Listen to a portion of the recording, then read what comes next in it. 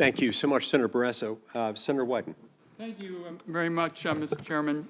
Mr. Schultz, the lack of emergency preparedness, whether it's in Texas Hill Country or public lands in Oregon, can cost lives. Just recently, fire officials in Southern Oregon told me they were coming up dangerously short in emergency preparedness.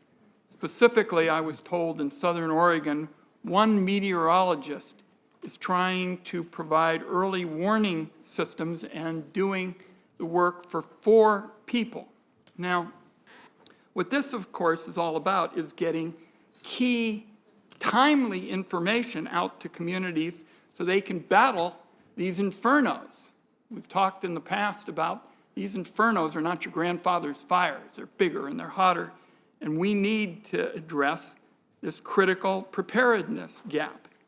Now, instead of moving quickly, you all have trotted out yet another new and described as improved reorganization in the middle of a very dangerous fire season. Now, nobody in my home state, and I was chair of this committee and worked closely with the agency, has in effect said, Ron, we got to have the Forest Service less involved in fighting fires. But that is the net effect of your organizational plan. So here's my question.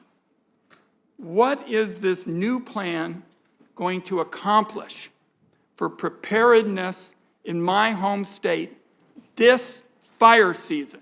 That's what I was asked about. What can be done this fire season, and how is this new organizational plan going to get real help to people quickly?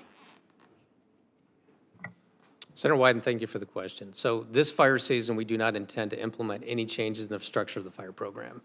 Nothing is going to take place this fire season. So why aren't we using the resources that seem to be going to this new plan to get help to the people who are telling me they're coming up short? Why wouldn't we get that help out to them quickly? So just in terms of resources this year, so here's where we're at today. So our max staffing that we typically hire for firefighters, GS9 and below, is 11,300 firefighters. Today we're at 11,250 roughly firefighters. So we are at about 99% of our hiring resources. So in terms of firefighting capacity, we're there. So we've not made any changes to our resource availability this year, whether it's aviation resources or... Why don't you get me in writing something that backs up your argument that there's been no reduction in resources? Because that's not what I was just told in Southern Oregon, where they're worried about getting urgently needed information.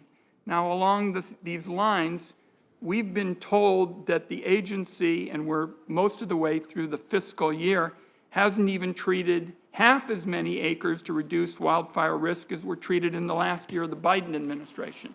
Why is that? So, sir, we actually have treated similar acres that we've done in previous years. And so this administration came in February.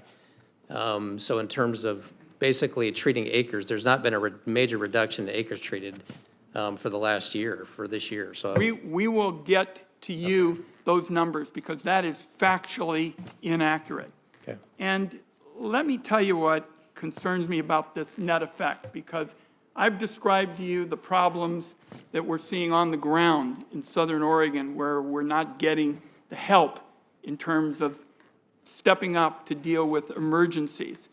I mentioned the data that shows we're not doing as much timber production in line with natural resources laws as in the Biden administration. And it seems to me what y'all are doing is making a case that somehow this mismanagement is a case for selling off our public lands. And I want you to know that I am going to fight that argument every step of the way, because we heard loud and clear that when the administration advanced their arguments just recently for selling off public lands, the American people said, no way. Not a close call, no way. And I'm not going to allow the mismanagement and the lack of really using resources effectively, as I've just described in my state, become an argument that somehow this mismanagement is a case for selling off our public lands. Thank you, Mr. Chairman.